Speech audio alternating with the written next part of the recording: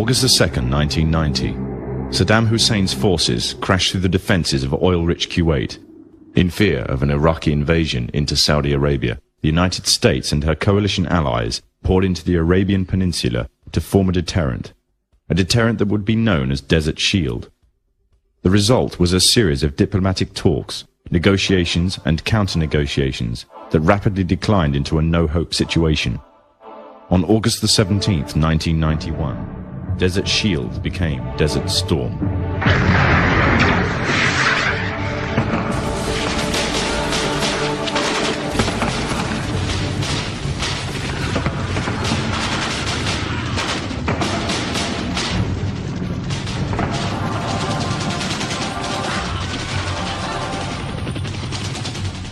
The conflict was witnessed by millions through the eye of CNN and the BBC, showing propaganda of the systematic eradication of Saddam's forces by a coalition far superior in technological, political, and economic power.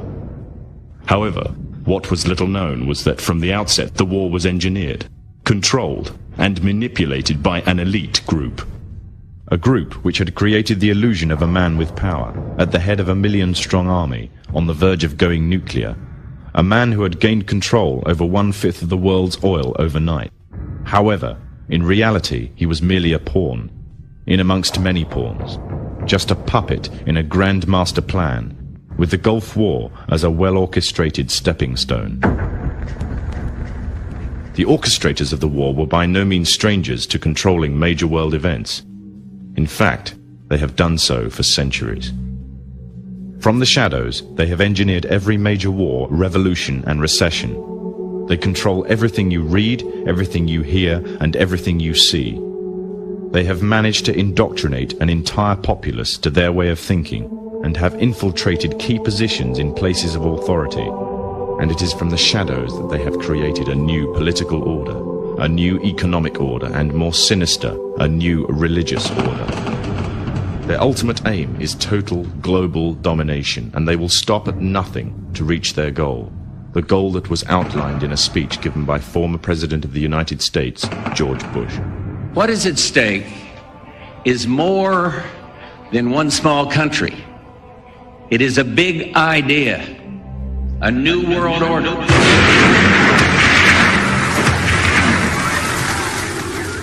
However, the origins of this global plan were not created in the offices of the White House. In reality, their roots lay in another war. This time, the year is 1095, and the place, Clermont, France.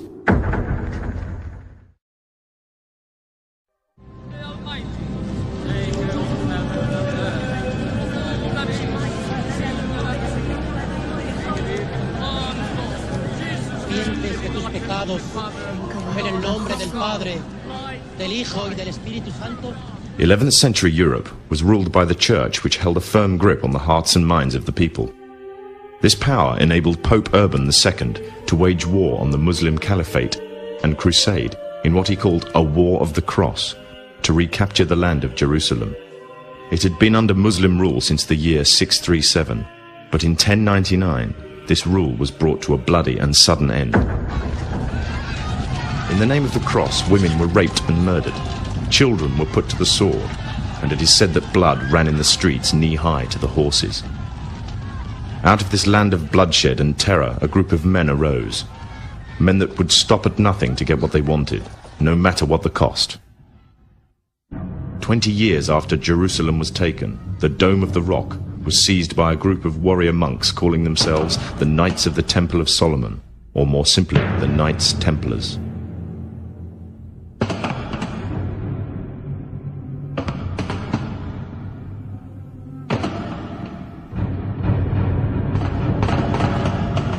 In Jerusalem, the Templars began to deviate further and further away from the practices of Christianity.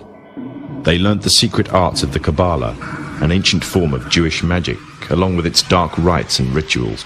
The Jews had learnt the arts from the pagans of ancient Egypt during the times of enslavement to the Pharaoh, and developed them into Babylon at the time of Nebuchadnezzar.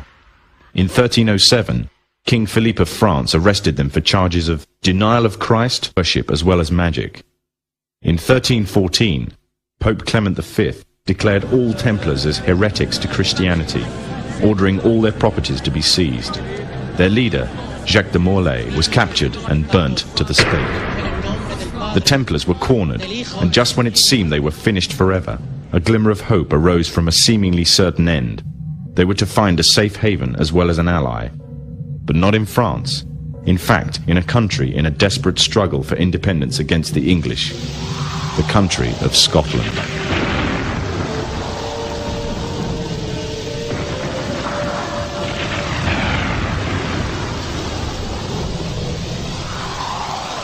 For some, Scotland's hope of independence had died with the death of William Wallace. However, to the King of Scotland, Robert the Bruce, the arrival of the Templars gave him a new secret weapon. Their experience, gained over 200 years of fighting the mighty armies of Islam, had made them expert in combat and warfare, and more than a match for any army brought before them. In 1314, the Templars, allied with Robert the Bruce and his army, took to the fields of Bannockburn in the long-awaited showdown with the English. Robert the Bruce's foresight paid off. The 25,000-strong English army suffered a humiliating defeat at the hands of only 6,500 men. The dream of an independent Scotland had finally been achieved. The Templars had brought themselves back from the brink of destruction, and never again would they allow themselves to be destroyed.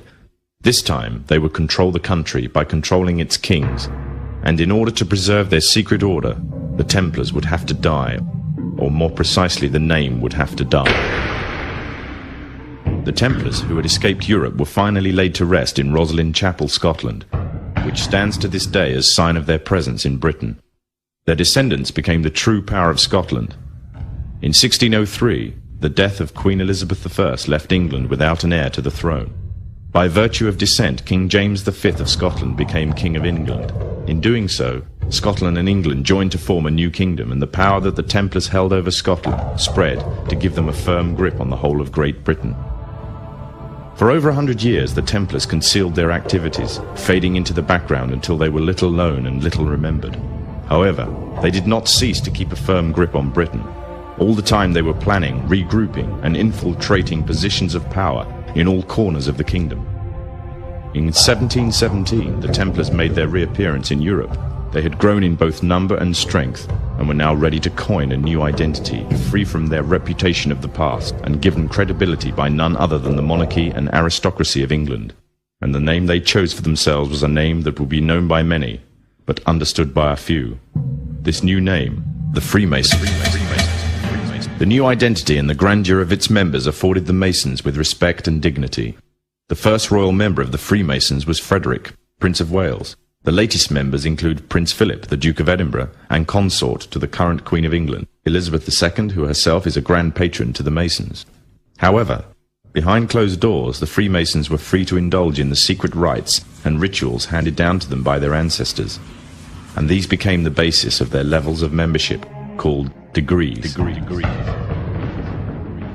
The Freemasons were not content with power in Britain alone. Their ambitions were far greater. In the years to come, the world would witness Europe and America being plagued by wars and revolutions, each more devastating than the other. However, these would not be as commonly believed, the spontaneous effects of a downtrodden people, but in fact schemes created by the exclusive few, driven by hunger for absolute power. All this would take place from the very country from which they had fled centuries earlier, and would become the base for their global domination.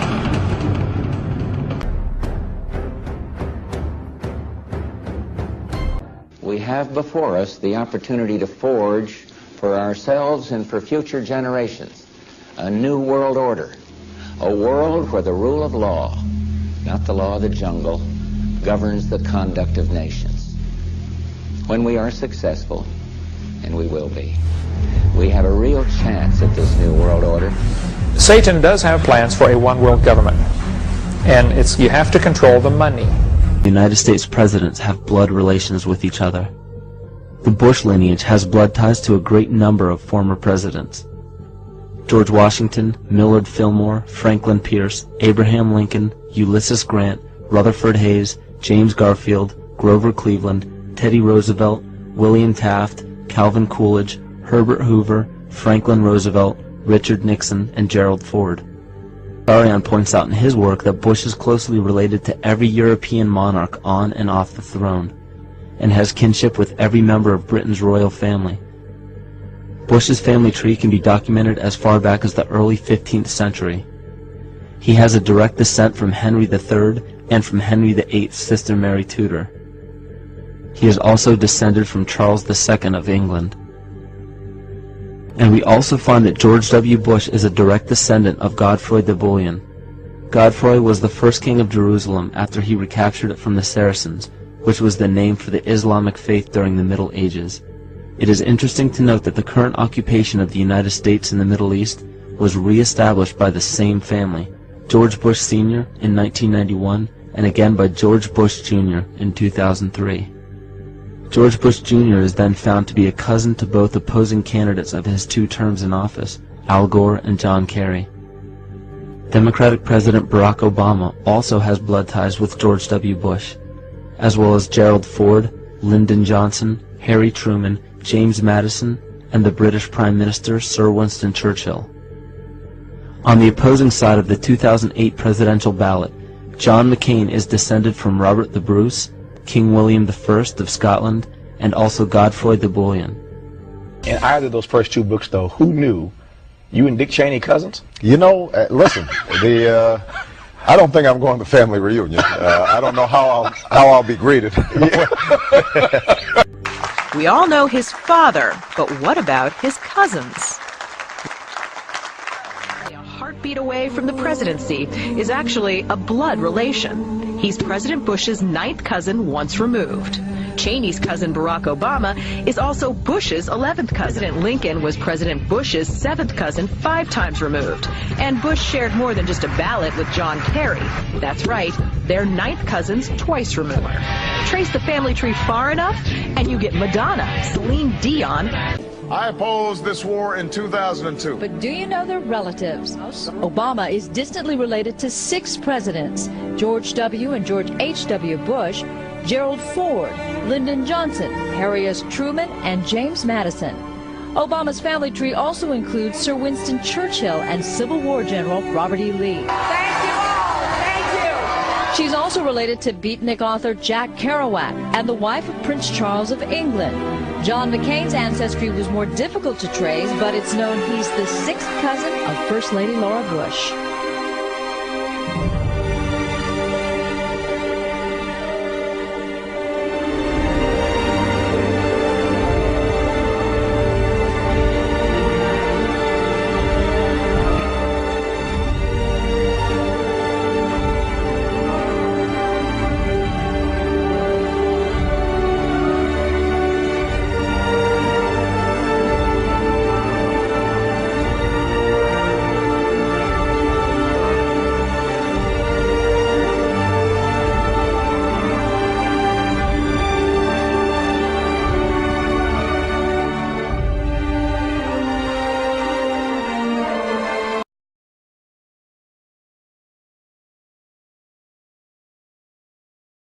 Illuminized Masonic symbolism is all over America.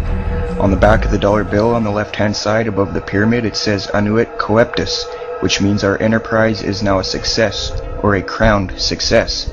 So what enterprise does it mean? Well, Novus Ordo Seclorum near the bottom, Novus meaning new, Ordo is order, Seclorum is where we get our word secular, meaning the world. So it means new order of the world, simply new world order. So what it's saying is the New World Order is now a crowned success. This was put on the dollar bill in 1934. 1934 is when the Federal Reserve took total control of the United States monetary system. The Fed is essentially controlled by 2 Illuminati bloodlines, the Rothschilds and the Rockefellers. President Franklin D. Roosevelt, a 32nd degree Scottish Rite Mason, placed the seal on the dollar bill.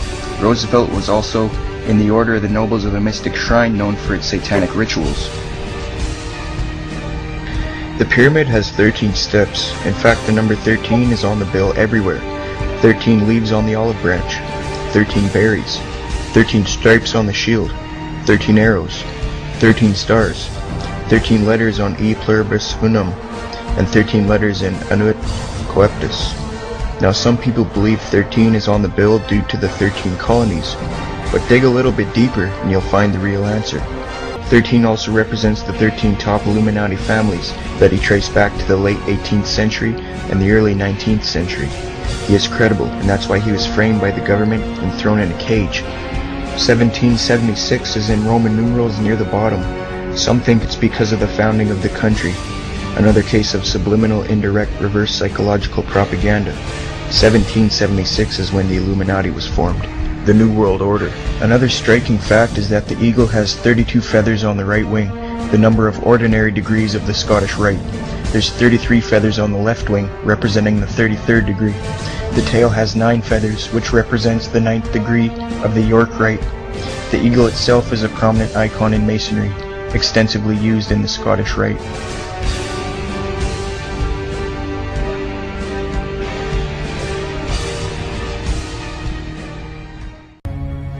Plato's Republic in the 1500s was popular work.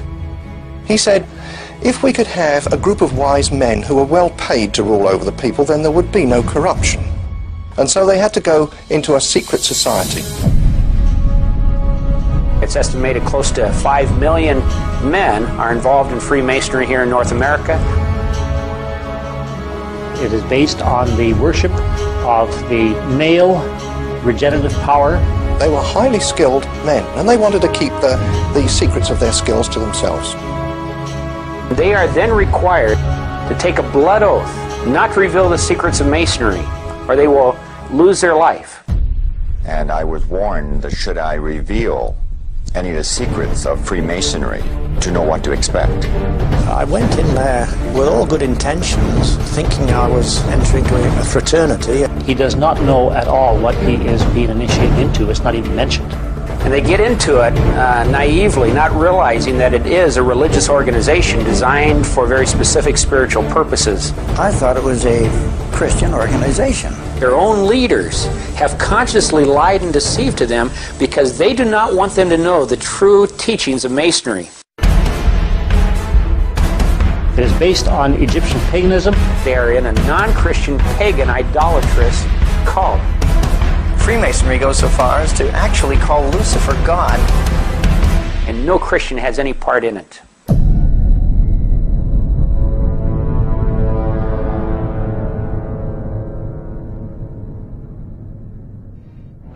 Now, the elite of the world, such as Bilderbergers, high-level Masons, CFR attendees, and Trilateral Commission attendees, all meet up with each other once a year at a place called the Bohemian Grove. The Grove is a 2,700-acre secluded area in the woods of Monterey, California. The fact is, there is irrefutable evidence that satanic ritual goes on inside the Bohemian Grove.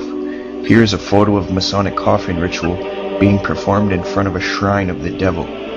Now, a documentary filmmaker and radio talk show host from Austin, Texas, Alex Jones, snuck into the Bohemian Grove in the year 2000 and filmed this satanic ritual, known as the cremation of care. Notice the 50-foot stone idol.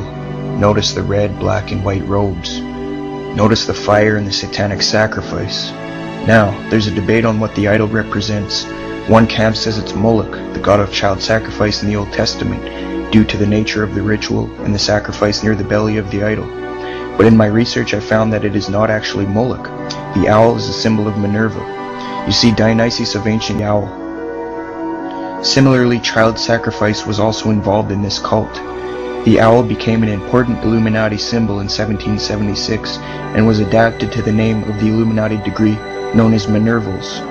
In Abe Barrow's book, Memoirs Illustrating the History of Jacobinism, published in 1798, page 582, he writes, quote, Weishaupt had adopted the bird of the night as his emblem, unquote. The owl represents wisdom, so what the elite are doing here is sacrificing something to Minerva, the owl of wisdom, and at the same time getting rid of their conscience and their care. Genesis 2:9 tells us that the tree of knowledge to which the deceitful serpent falsely attributed so the elite want the knowledge that God is not willing to give them, and they are willing to do satanic sacrifice to the false god of wisdom, the owl Minerva, who is in turn the serpent or the devil who offers knowledge. What kind of knowledge could they want? Maybe they want to know how to complete the New World Order Weishaupt started. Either way, Moloch or Minerva worship is satanic. They both have child sacrifice. They're wearing black, red, and white cloaks and practicing idol worship. This Minerva is Satan in disguise. The owl at the Grove is further proof that the Illuminati lives on, since Weishaupt adopted the symbol of the owl from ancient Greece.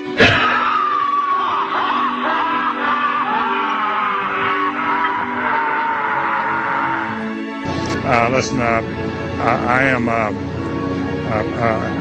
happy member of the Bohemian Grove. I like the folks who come there, and it's really inappropriate for me to talk about the group beyond that. Thank you. Have you been there for the ceremony with the cremation of care? Frankly, I don't think that's something I need to talk to you about. This is what's called ambush journalism, and I disrespect you for that as well. So thank you and goodbye. It's none of your damn business. Many people who attend the Bohemian Grove are on the news every day, leading double lives. Some of these people include George W. Bush, George H.W. Bush. What do you want me to talk about? The Bohemian Club. As you say, the Bohemian Club? I've never been to the Bohemian Club, but you ought to go. It'd be good for you. Get some fresh air.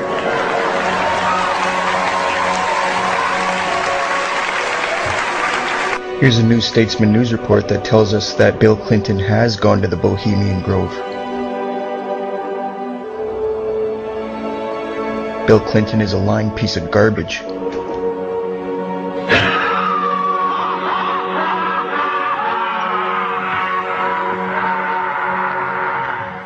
فيها خط على شيء معين حول رقم واحد يوجد شكل زخرفي. هذا الشكل الزخرفي مكبر بجوار الصورة هكذا يرى المشاهد شيء يشبه وجه البومة. نعم. طبعا سنقول له ما هي هذه البومة؟ هذه البومة هي ليليث. ما هي ليليث؟ نعم. ليليث هذه في سفر زهار، هناك سفر في التلمود اسمه زهار أو سفر الإشراق أو الضياء، يقول أن هناك نعم. وفي الحركات السرية هي والماسونية هي رمز للتمرد على السلطات وعلى القيود وعلى التقاليد وعلى رجال الأديان وعلى العقائد وهكذا.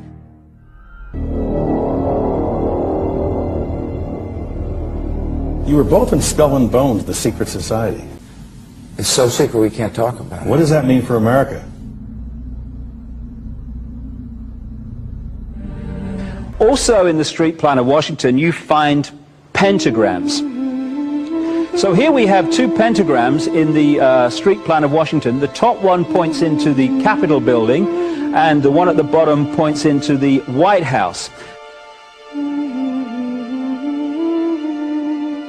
This is a political building, so we're told. In fact, it's a temple to a secret society, built by the Freemasons to a specific design, Congress, the Congress building. Where did it get its name from? Capitol Hill, from a sacred place of the Roman Brotherhood going way back called Capitoline Hill. And when Madeleine Albright, high priestess of this brotherhood, became Secretary of State, and she went across on her first overseas visit to Europe, she actually went to Rome and made an official visit, what for her would have been a pilgrimage to Capitoline Hill in Rome, and that's where we get Capitol Hill from. This is George Washington. In the last century, they decided they didn't have a decent statue of George, so instead of getting an American to produce one, they ordered it from Italy, from Florence. And when it arrived on the dockside, people were staggered, because here was George, the first president of the United States, depicted naked from the waist up with this cloth over his Bill Clinton's, and then pointing up one arm, pointing down the other. What's going on? Unless you realize where these people are coming from, it's inexplicable. Well, if you just hold that in your mind, arm up, arm down, naked from the waist up, and then Bill Clinton's covered in a piece of cloth, well, this is where it's coming from. This is the ancient depiction of the compilation of the negative force symbol that the Templars worshipped, or the high-level Templars worshipped anyway, called Baphomet. And this is why that they depicted George Washington in that way.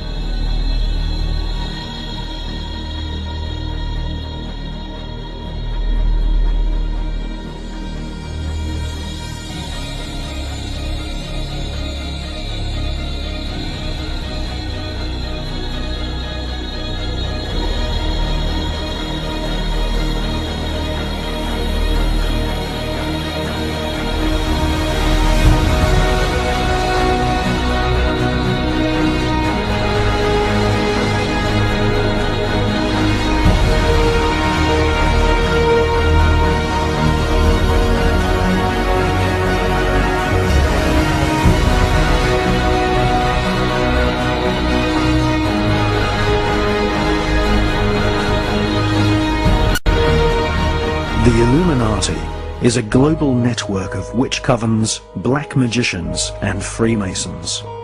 They use a secret code of numbers and words to communicate the plan to one another. They hold rituals right in the heart of the British Parliament and Washington, D.C. The Illuminati have designed the United States as the headquarters for their barbarous plan to bring about the apocalyptic prophecies of the Antichrist. I don't have a lot to respond except for the fact that I am past master of my lodge and a Freemason, and I'm very proud of the fact, and I think it's interesting to listen to a debate that says that points toward Freemasonry as an occult when 36 of the 50 signers of the Declaration of Independence, all of the generals in Washington's army, and everyone who's participated in the Revolutionary War were basically Freemasons. And if you look at how the foundation of the country was put together, it's on Masonic principles. So I think it's certainly an interesting debate that's probably not appropriate in this public forum, but I would certainly encourage people that have a different viewpoint to study the Freemasonry organization a little closer.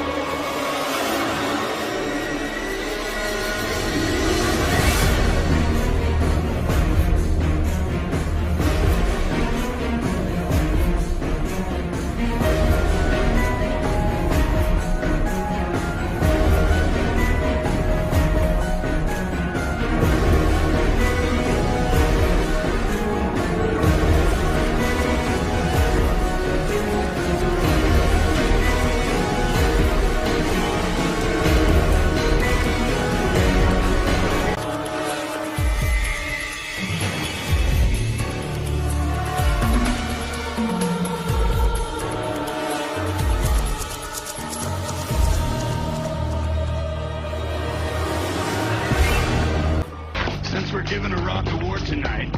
Who wants to pray to the devil with me? Who's in with me? Come on, hey. Let me see those horns. Let me see those horns. Metal, metal, metal, metal. All right.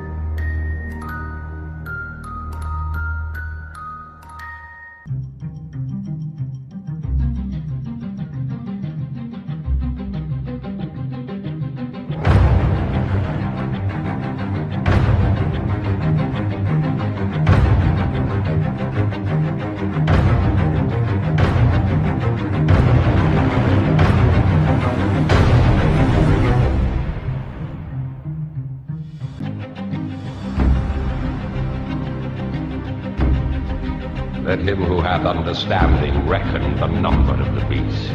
For it is a human number. Its number is 666.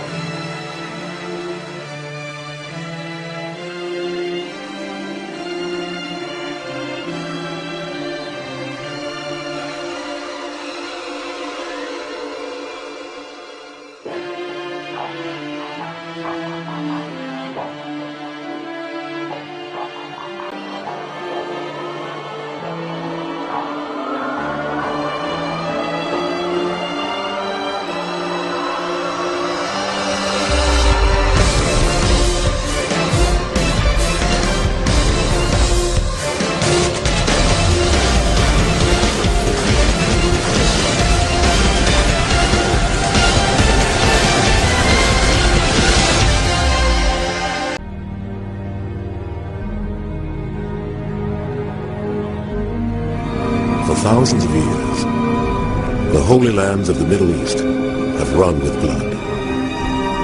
Here, the scars of battle fought between three of the great religions of the world are etched into the earth. But the deepest wound was made by a war between Christian and Muslim, begun at the close of the 11th century and fought for 200 years.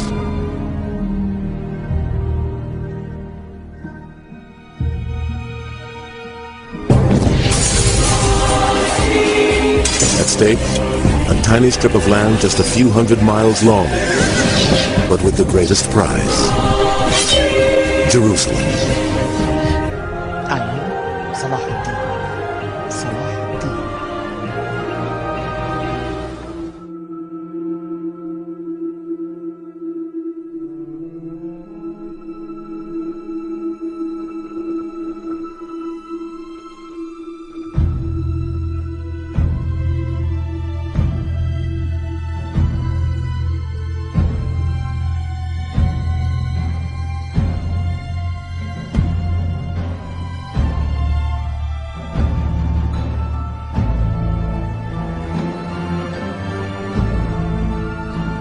great industrial powers are locked in mortal combat. Millions are dying in the trenches in Europe, but the consequences of the war are felt around the globe. The old, semi-feudal Ottoman Turkish Empire, already shaken by nationalist revolution in 1908, is falling to pieces. And disastrously, it's allied to Germany. The British and French are out to make the most of the collapse of the Ottoman Empire in the Middle East, and the British are out to protect the roots to the jewel in the crown, the British Empire in India. The British will promise anything to anyone if they think it will help them win the war. In 1915, Sir Henry McMahon, the British High Commissioner in Cairo, wants to encourage an Arab revolt against the Ottoman Empire. He writes to Sharif Hussein, "As for the regions lying within the proposed frontiers, in which Great Britain is free to act without detriment to her ally, France, I am authorised to give you the following pledges on behalf of the government of Great Britain, and to reply to your note as follows. Great Britain is prepared to recognise and uphold the independence of the Arabs in all the regions lying within the frontiers proposed by the Sharif of Mecca." A year later, T. Lawrence of Arabia, writes an intelligence note to his British commanders and encourages them to take the same course.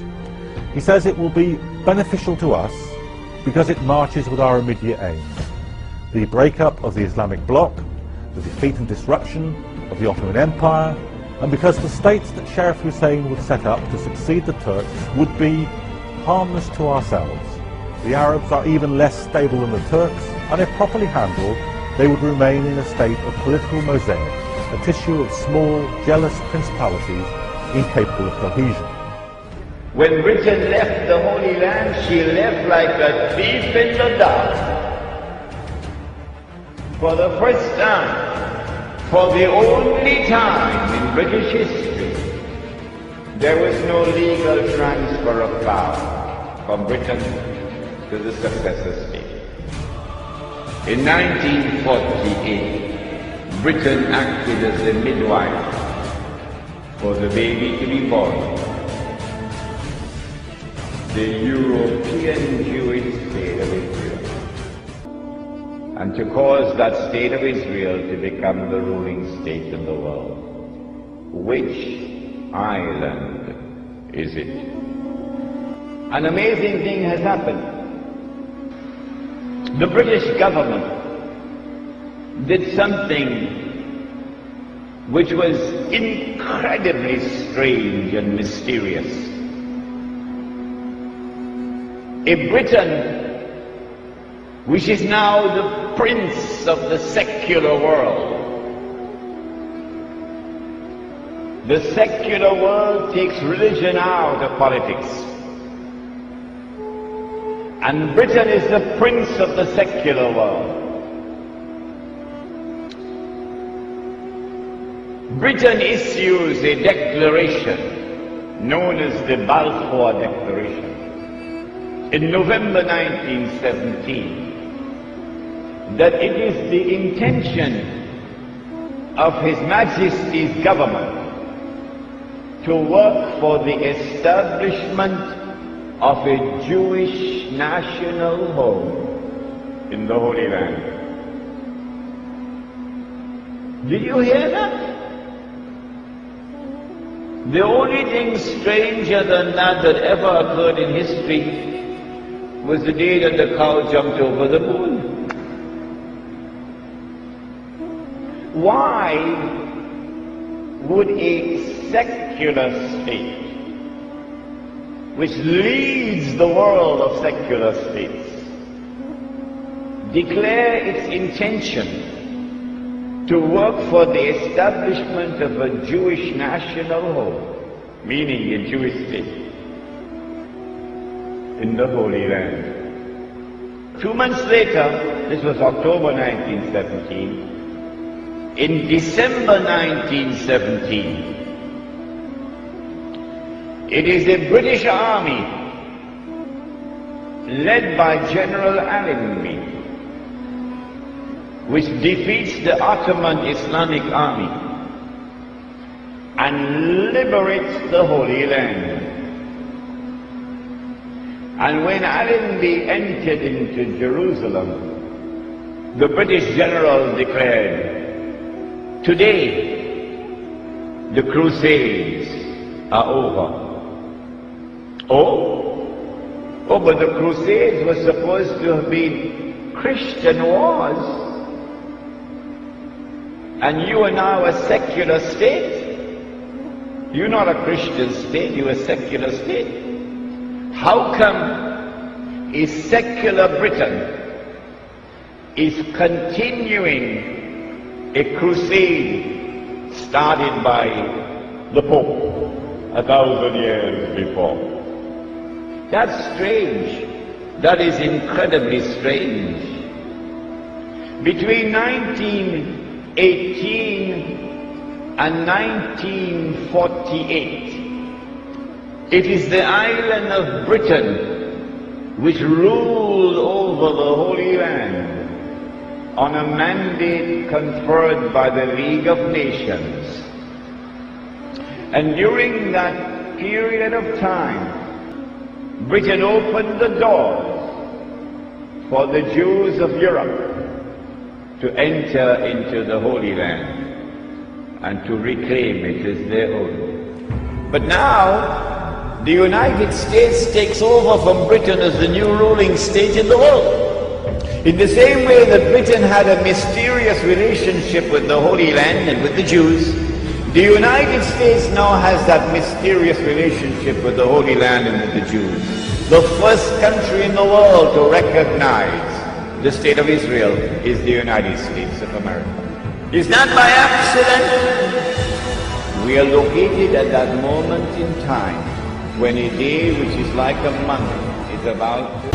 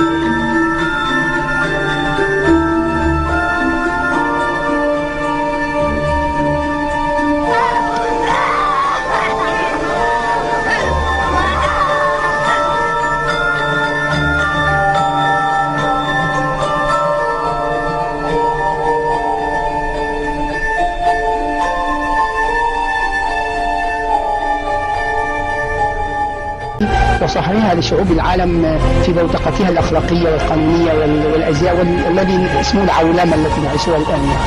فطبعا الخطاب كما قلنا يعني مر علينا أكثر من 100 ويمكن 140 سنة واقترب من هذا، ففي تقريبا يعني مسار الأحداث في كل القرن العشرين.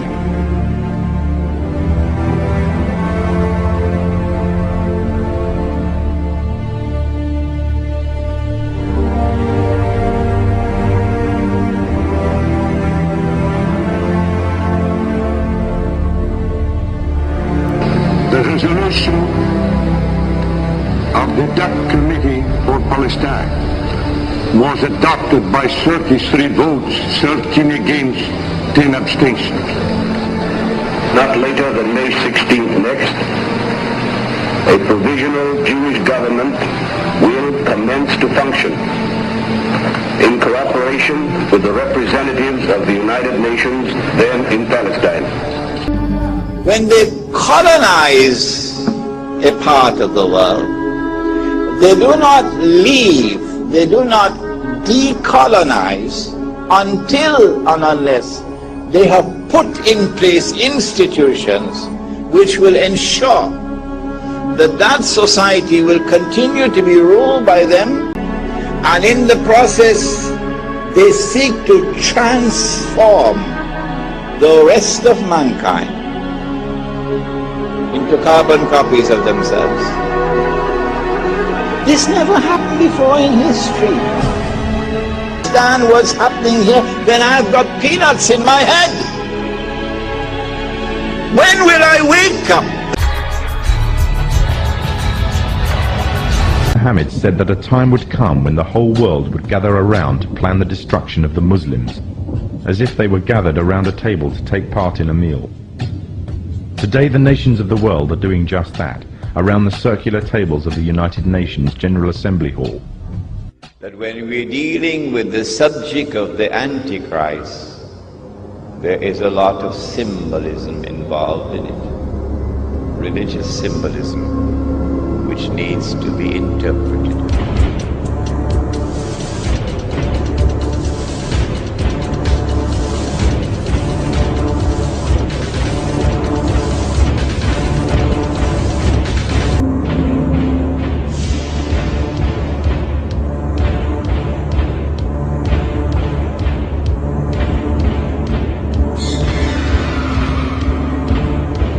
We have before us the opportunity to forge for ourselves and for future generations a new world order, a world where the rule of law, not the law of the jungle, governs the conduct of nations.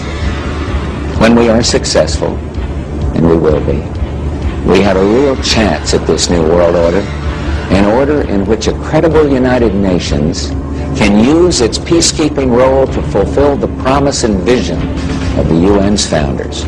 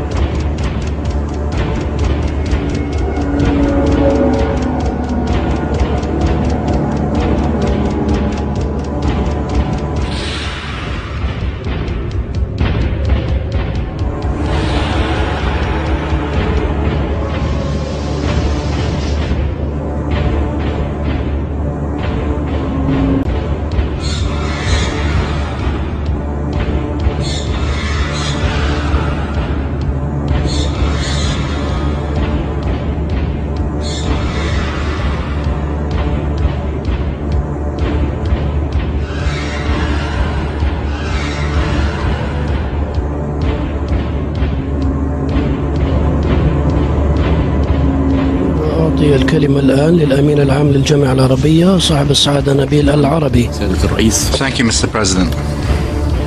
اسمحوا لي أن أتقدم بالشكر. Allow me, sir. ولأعضاء المجلس على دعوتي للمشاركة في هذا الاجتماع الهام.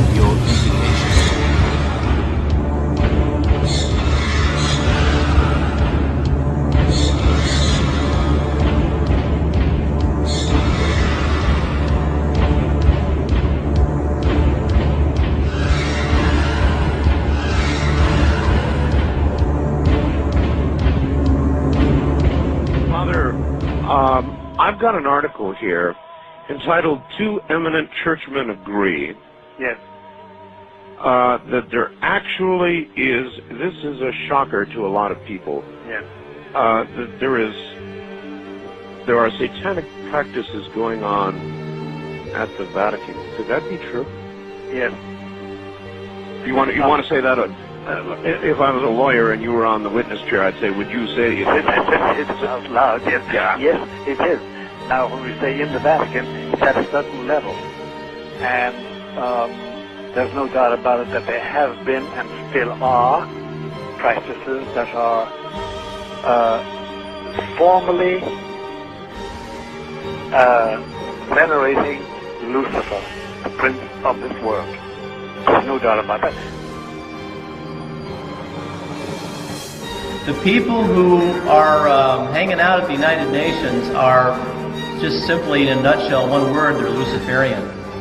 And I'm just sorry to report that, but that's just what it is. And so all of the people today who are promoting the United Nations and the concept of world government, whether they know it or whether they don't, whether they're doing it for money or whether they're doing it for power or for whatever reason they're doing it, they are promoting the philosophy and the religion of the Antichrist. In 1986, Pope John Paul II gathered in Assisi, Italy, the leaders of the world's major religions to pray for peace.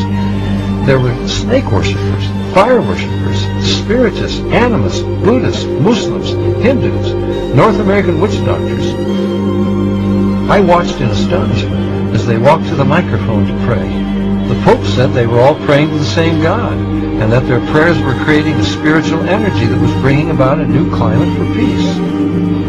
Robert McGinnis with the Family Research Council says it appears the hidden agenda is to unite people under one religious organization so they will peacefully accept UN goals such as population control, abortion rights, and one world government.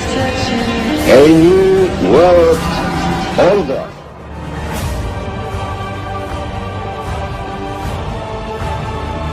This ethnic cleansing that you're hearing about is Christian cleansing throughout the world. And as the Antichrist becomes more powerful, you're just simply going to see more and more and more of it. Now here, we have a picture of John Paul II hand in hand with the communist 33rd degree Mason, Nelson Mandela. Most all the blacks think that Nelson Mandela is the great black hope to South Africa. Here he is shaking hands with the communist Mikhail Gorbachev, who's also a Mason. We are in the middle of spiritual warfare.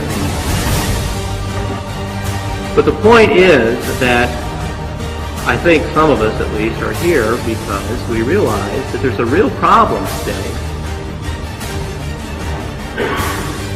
But the people who are on the outside looking in, this is not what they see. They're watching leadership of the Catholic Church meet with members of the Communist Party, like Togliatti in Italy. And they're asking themselves, how can this be? I think we're in the last days. How we got here is anybody's guess, I suppose.